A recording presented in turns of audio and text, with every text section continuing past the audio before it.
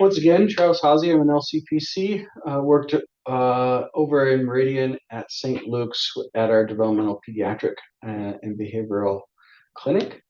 I get the privilege to work today on our sprinkle with Dawn Orchard. She's a friend and colleague here as our nurse practitioner, working with our kids in the clinic. Go ahead and let's move into our objectives. So we're just going to look at kind of quickly go through diagnostics and then differentiation between autism and our ADHD, and then look at some interventions and move into our medication. I'm going to move pretty quickly through the first part of this so Dawn can come in, and as I know this group is large pediatricians and wanting to get some of that medication support. So we'll get into that soon. Next slide. So ADHD and diagnostics. This Just is a a busy second. slide. Travis, I think we have an auto situation of, just a second, let me look at this. Okay. Is it auto moving? There it is. Okay, let's try this again.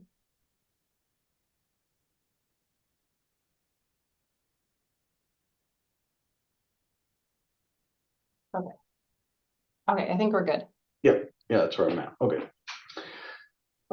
So what is ADHD diagnostically?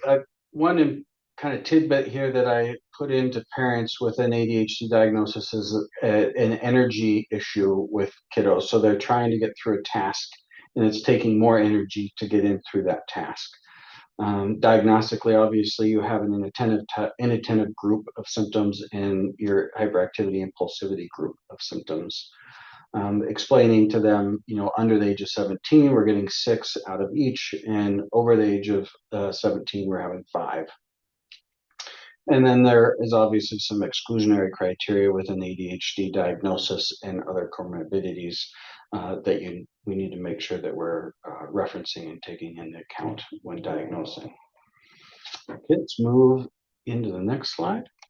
As I said, I'm going to move quickly so we can answer questions at the end of our presentation, or even at the end of the case consult.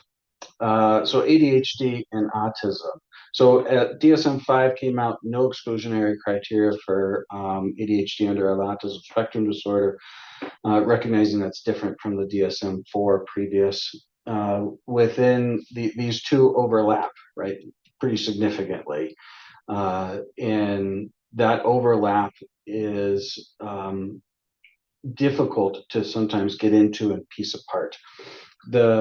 Some of the main points here, though, to look at is within ADHD, your kiddos are going to have more struggles with engaging and staying on the task, where autism is going to be more of like shifting that attention and being more agitated within an environmental stimuli. So the behavior or the symptom may not be consistent across settings. That could be an indicator of one or the other. And then another important aspect within these two that my developmental pediatrician folks have talked about is the inattentive subtype in ADHD should be really hesitant when having a diagnosis of autism due to the inattention difficulties won't be corrected within that autism piece. That's not going to be a go-to for support or intervention there on the medication route. Let's move to the next slide. I guess I have to do that myself too. So within the prevalence of ADHD and within autism, it feels like, at least from an interventionist, that all my kids have ADHD that have autism, and that's not the case. When you get into it, we get into evaluation here in a second. It takes a really strong evaluation to identify that it's about 40% with autism have ADHD. You're going to have some differences within your age level and the symptomology around those, but we're not going to have all of them, although it is the highest comorbid diagnosis with autism is ADHD. And then with ADHD, you're going to have about a third that have autistic traits in their ADHD. So you can see where these two overlap and can be really a difficult struggle to pull them apart. And one of the common pieces within developmental pediatrics referrals that we get are these complex presentations within ADHD. And there may not be an autism diagnosis, but we're seeing these difficulties with school and socializing and these sensory impacts. And there's impulsivity, but it's directed maybe towards a specific object or a specific environment.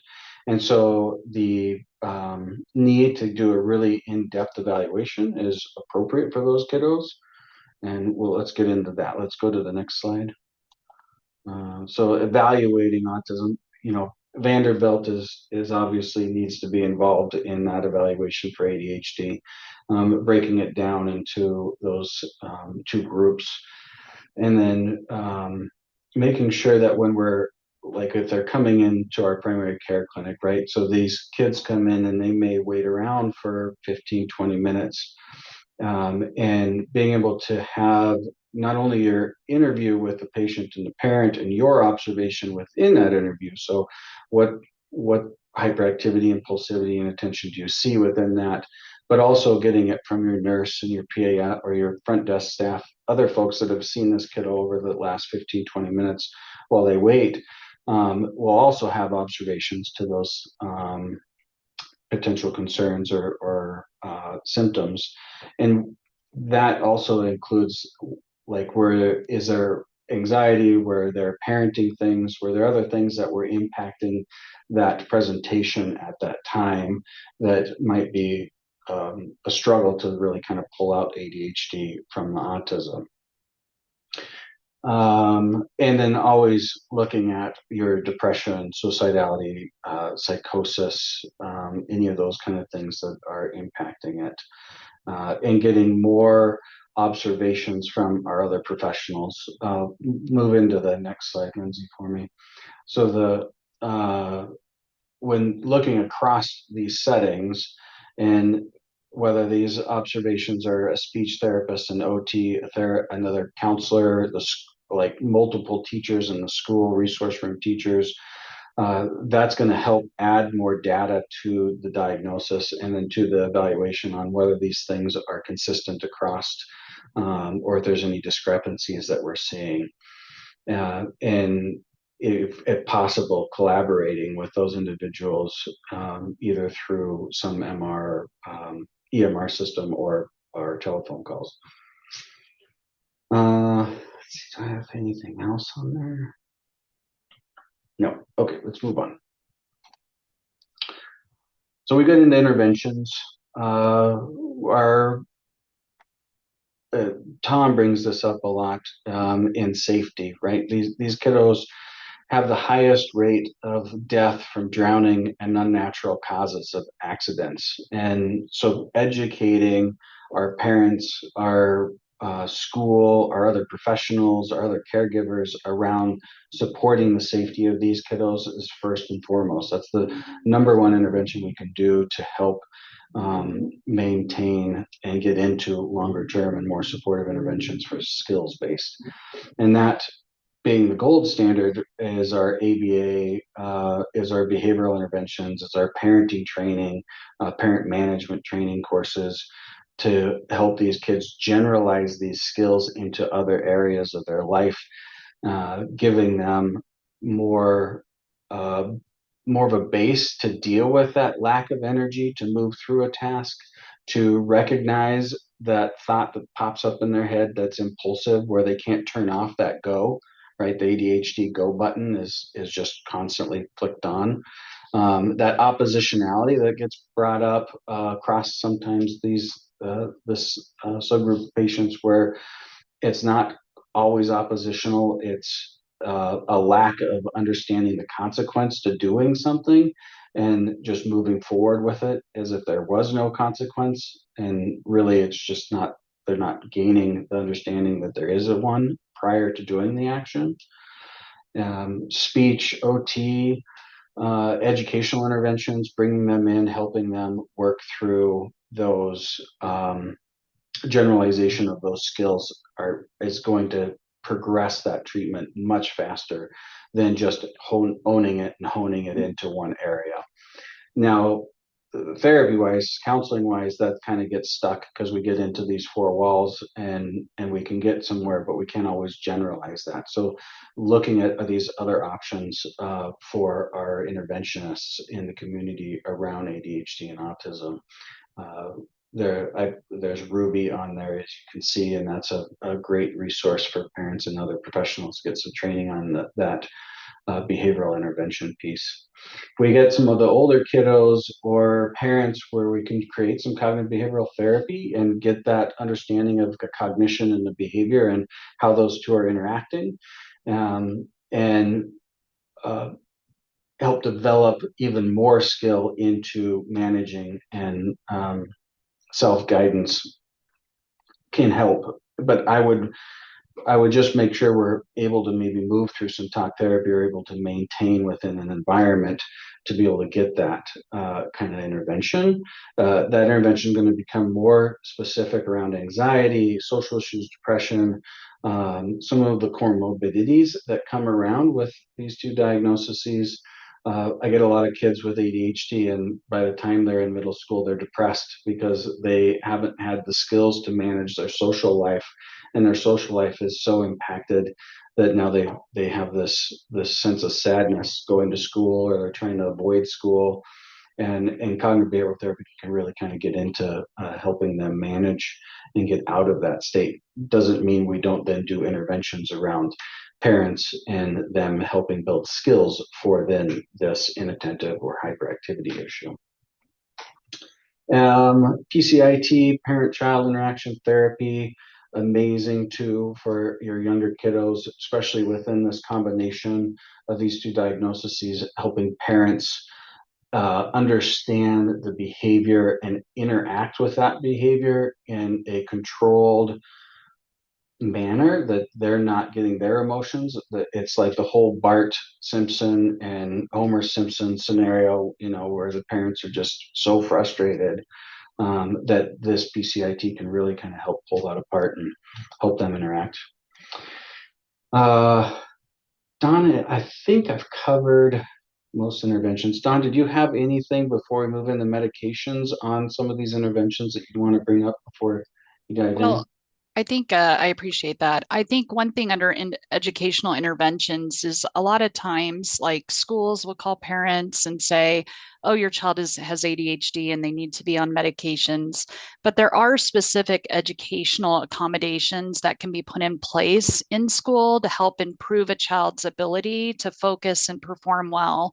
And so things as simple as where they're seated in the classroom, eliminating distractions, giving them extra time to turn in assignments, reduced workload or volume, call it item sampling, where they get a worksheet with 20 questions. You have to do 10 of those instead of 20. Not making the work easier, but making it more easy for the child to accomplish the task, which helps with their self-confidence and even helps promote better attentiveness and functioning. So I think there's a lot that can be done in other settings outside of the home too, to reinforce and help support a child with their ADHD skills. So that was the only thing I kind of wanted to add there, because they do spend most of their time in school. So it's a big environment to help address that. So Excellent point, Don. It's all you for here on out. okay. So we'll go ahead and change the slide. And so I want to emphasize here, and guys, my name is Dawn Orchard, formerly Dawn Powell. For those of you that have known me for a while, I got married a couple of years ago. Basically, you really don't use medication at all to treat core symptoms of autism, especially stimulants, non-stimulant medications. Those are treating comorbid symptoms that happen in combination with autism. There's a few that are used for agitation and irritability in autism, but really, you rarely use medications just to treat autism, okay? But you do use them to treat comorbid conditions, and there are guidelines, of course. Autism Speaks has some medication guides. The American Academy of Pediatrics has guides. I'm not going to go through like ad nauseum about how you use your own medical decision making and choosing products. But I wanted to share some clinical pearls and information about kind of what it looks like when you're trying to treat ADHD and children on the autism spectrum, and kind of what that looks like and possible, side effects, reactions. How are you going to see response? So if you move forward to the next slide, please. So one of the first things we turn to with ADHD are stimulant medications. Those are the ones we know have historically been the most, has the best efficacy when we are addressing ADHD. And so we do know that, and was this the next slide or was the one before? Sorry, I'm not sure where we're at. Okay, go ahead to the next one. I think we skipped one. So what we do know is that children on the spectrum respond like less, okay, to stimulants. So we're not going to see the most robust response that we will in children that aren't on the spectrum. And sometimes that's because we use lower doses, we're a little bit afraid of side effects, that kind of thing, but also because there can be negative side effects. We know that hyperactivity and impulsiveness tends to respond faster than focus does with this use of stimulants. And so families will say, wow, they're calmer, but they're still not focusing. And that's because of those core symptoms of autism, right? Poor joint attention, maybe hyper focus on their preferred areas of interest. And so that can kind of impact, how these stimulant medications work with improving focus. Typically, the stereotypies don't worsen. Sometimes parents will tell me that maybe because they're calm, maybe some of their pacing or other types of outlet behaviors are mildly improved. And then you may see improvements with social and communication skills. That by far has been one of the positive side effects that families see, is that when they're a little calmer and more in control, less impulsive, that they're able to better communicate their wants and needs in the way that they do that. The most common side effects are sleep problems, especially with extended release products, gastrointestinal symptoms, including loss of appetite or abdominal pain, tics. Tourette's tics. We can see things like eye blinking or uncontrollable hand or body movements. Those do increase. And then increased irritability and agitation is a common response to stimulant medications if we don't start low and we don't, if we get too aggressive with the medications. And so that is something that we see a lot in the community and patterns, is that, okay, they were started on X amount of milligrams and now the child's more irritable and aggressive. And what do we do now? So next slide, please. There are cardiovascular risks with ADHD stimulants, and these are with children on the autism spectrum, but also for neurotypical children as well. You always want to make sure that you have a full medical history for the patient and for their family. So you're going to make sure there's no history of heart murmurs, arrhythmias, no history of syncope with unknown cause, chest pain, of course. I even ask, about the family history. Is there anyone in your family under the age of 40 that's had a significant cardiac event? Are there histories of arrhythmia or other types of unexplained deaths in young people in the family? Those are the families that I will order a routine ECG on. And sometimes parents will request that. And it has been interesting since I've been here at St. Luke's. I have caught heart arrhythmias 2 or 3 times just by parent request, even in a family with no history of cardiac arrhythmia. And so those were situations where they had to go see electrophysiology and actually get treated for those. So a family's request, I think, is very appropriate to go ahead and run an ECG if they're concerned about that cardiac risk.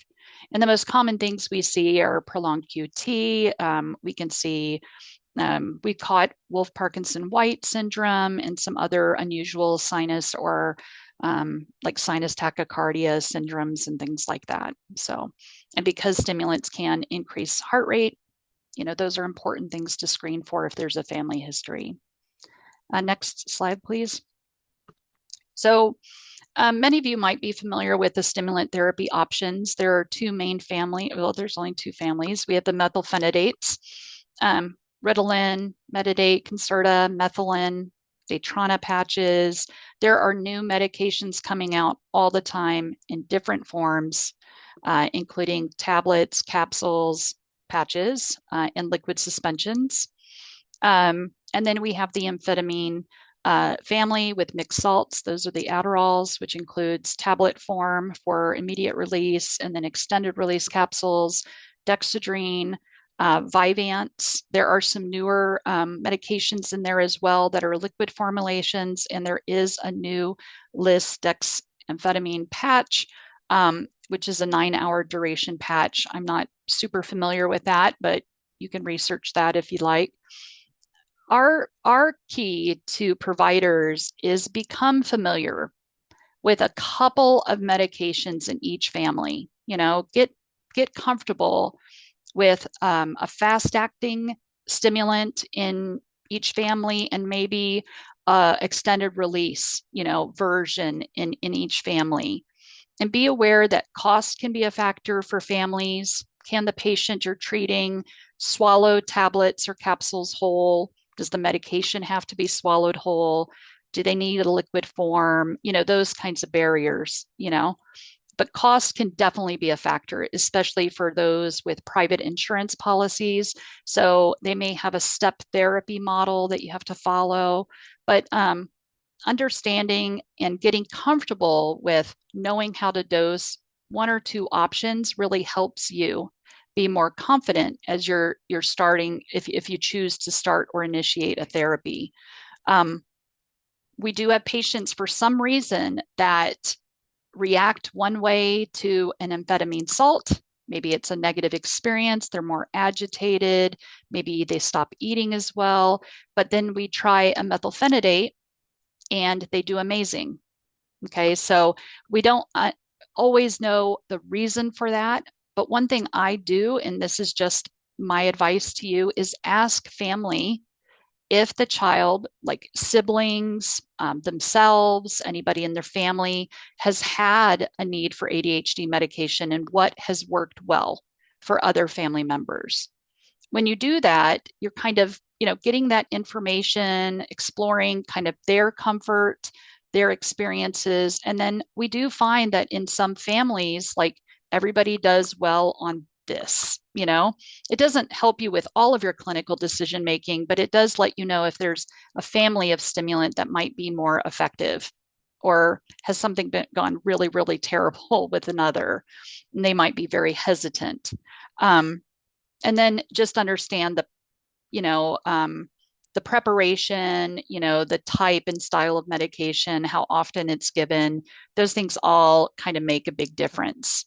Can the family remember to give a fast-acting stimulant twice a day? Maybe life is crazy and hectic. The child's old enough for extended release. Then maybe you would choose an extended release preparation over an immediate release formula that has to be given twice a day. Just those practical things. And then the psychopharmacology dictates how long it's going to last. How is it going to affect sleepiness? Is it going to impact their sleep, the duration of action?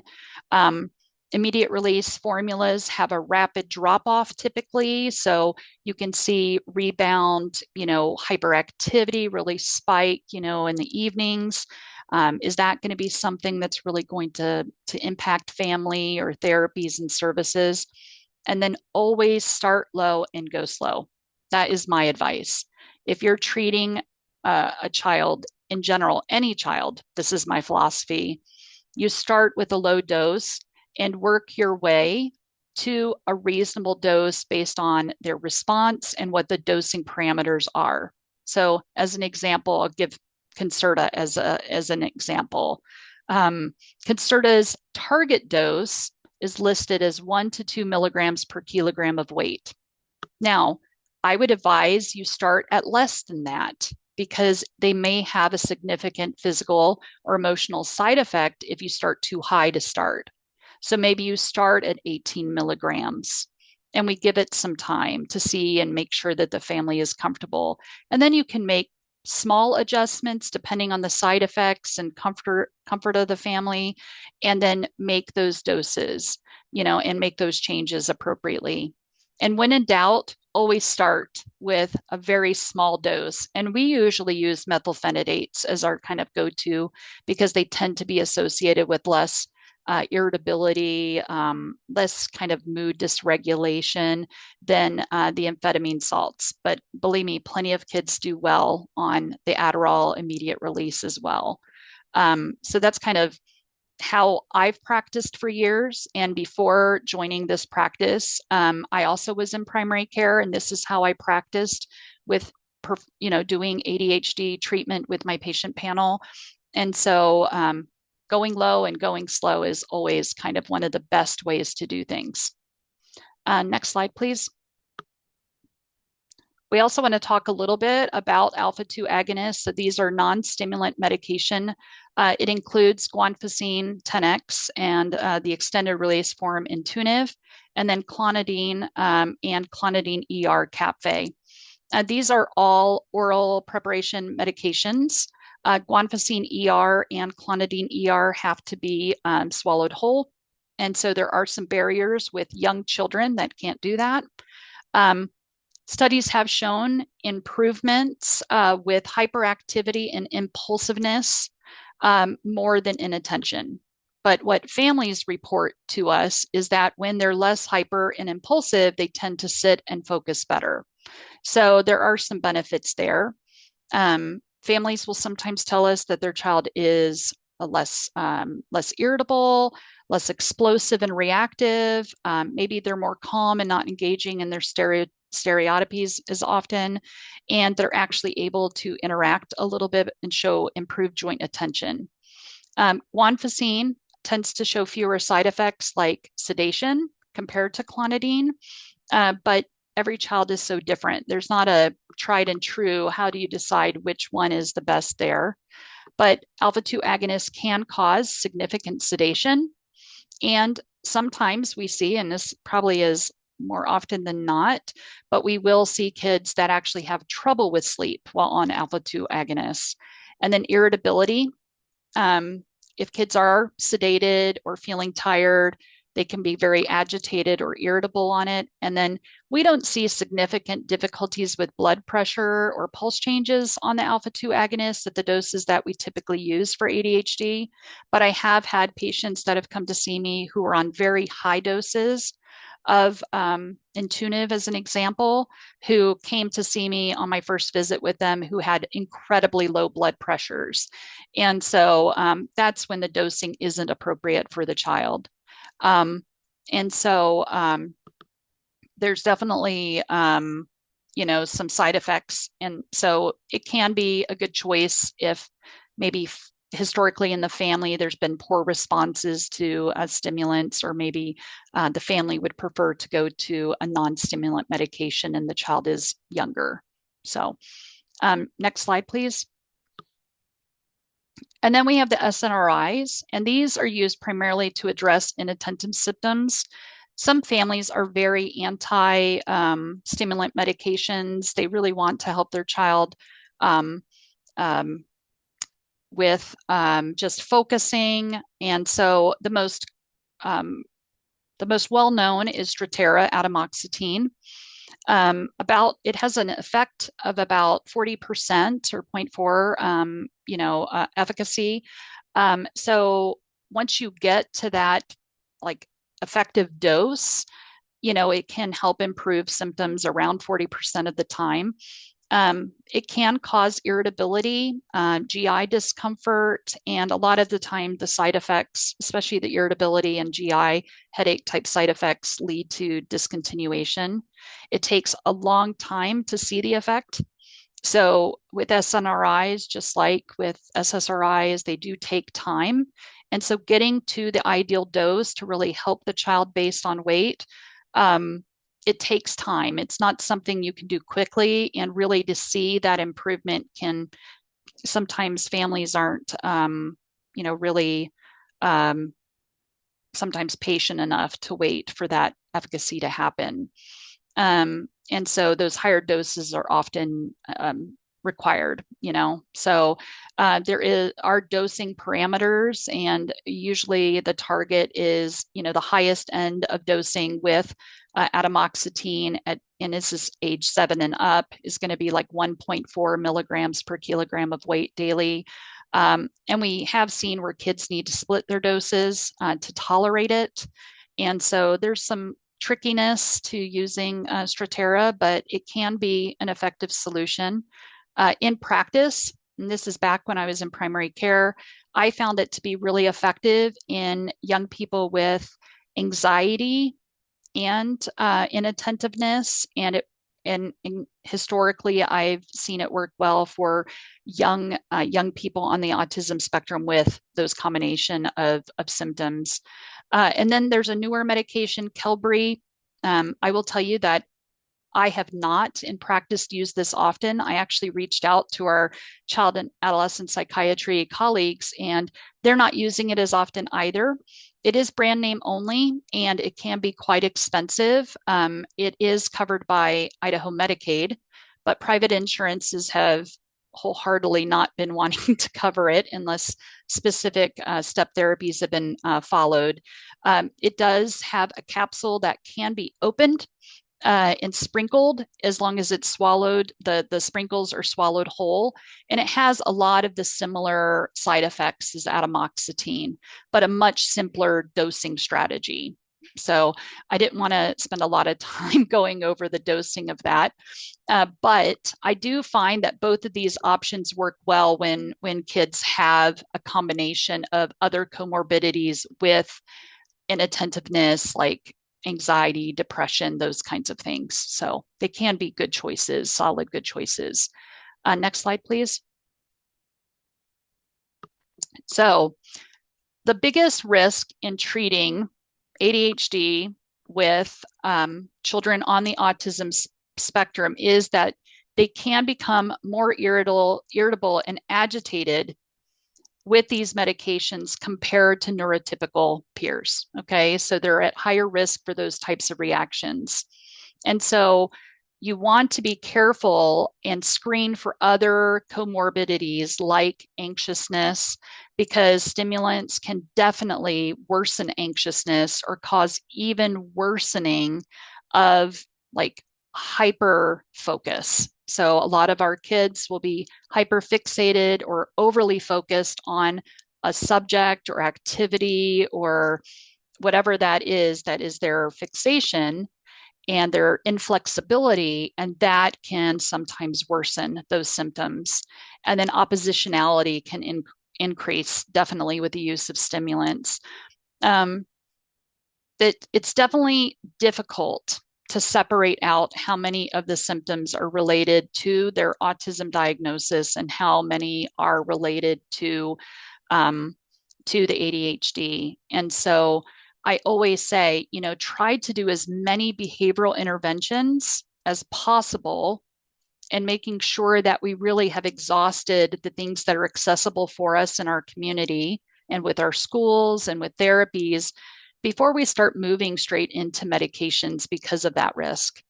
And then our patient population, children with autism and these difficulties tend to be on multiple medications. So we're not talking just a stimulant, we're talking a stimulant and non-stimulant, or a mood stabilizer and a stimulant and non-stimulant. And when that happens, there's such a high risk of side effects. And when that, then you can't figure out like which medication is causing which side effect. So starting low and slow is key. And if they are on polypharmacy, changing only one medication at a time and giving it an adequate period of time to measure for potential side effects and how effective that treatment is in addressing the symptom that you're targeting. Okay. So you wouldn't want to change two medications at once. That's an awful strategy to have, because then you won't know which medication led to which side effect. Okay. Patience is really important. Patience on your part as the clinician working with them, and advising parents and caregivers and therapists to be patient with the process too. You know, we might not see 100% improvement. And so we want to make sure that we are understanding that we may not get like, a huge improvement like we do with some neurotypical children. It's going to be a process and slow. And then make sure that you reassess the need for medication regularly. Okay. So it may be that, okay, we're doing well through the school year, and oh, wow, look at all this progress we've made.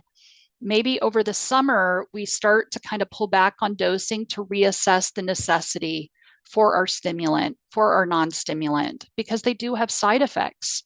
So just like if you were treating anxiety, you're not going to leave them on that medication forever without retesting the necessity of the medication. Okay. And then as kids get older and bigger, you may have to go back and try something that maybe wasn't effective in the past. Maybe they experience side effects because of their age, because of their size, their diet, and other things. So don't be afraid to go back and try an ineffective medicine again. So that's another suggestion that I've run into. Wow, we tried this, and he was 3, and he was on this medication. It was horrible, but he was on too high of a dose if you look back for his size and age. And now that he's larger and bigger and older, this could be a really good solution to improving symptoms. So don't be afraid to do that either. Okay. So I don't know. I think that's the end of our slides. Anything to add, Travis? No, I think we're golden. Yeah. Travis and Dawn, thank you so much. We have just a moment. Let's open for one question. We had a great chat going on, but because we're going to move to our patient case, we're just going to have one question and then transition this to our Sounds good. Thank you. Did you have a question, Lindsay, or are we asking for the... I feel like, thank you. We had Alana, Amy answering some questions in the chat and conversations about some guanfacine experience. Okay, question about, do you have suggestions for treatment with kids with differently inattentive type? I'm not sure that I read that correctly. Okay. Well, I think a lot of it comes down to, how long of the day are you wanting to improve the inattentive symptoms? Like, is it something that's causing a lot of disruption all day long versus just part of the day, like when they're in school? If that's the case, you can definitely use a stimulant just to cover those school hours. And then, or do you want to use something, that would kind of help improve inattentiveness, all day long? Or maybe you look at those comorbid things, like, are they having some anxiousness, some symptoms of depression, things like that, that could push you into like kind of a non-stimulant, like the SNRI route. There's just a lot of factors. That's a really great question. There's just so much diversity that you have to take into like all these presenting situations. The other part is, if you're using an SNRI, they need to be willing to use it daily, right? For it to be the most effective, they have to take it every single day. So is the patient able to make sure there's daily dosing? Where a stimulant, you can take it on and off as needed. So a lot of factors there. And if anybody has specific questions or concerns, of course, present it to the panel. But also if you want to reach out, you guys can reach out to me as well. I've treated ADHD for quite a while now. So I appreciate that. Dawn, Travis, thank you so much. Dawn, I understand you have to go pretty quick. I do. Thank you. Yeah, but thank you if there for are questions, put that in the chat. We'll have our panel be ready to respond as well. okay. So thank you so much. Yeah, thank you. Thanks for inviting me. Transition. Megan, I'm going to pull up your case. Thanks so much for presenting our case today. Just follow along with the case, then we'll move into our clarifying questions and recommendations.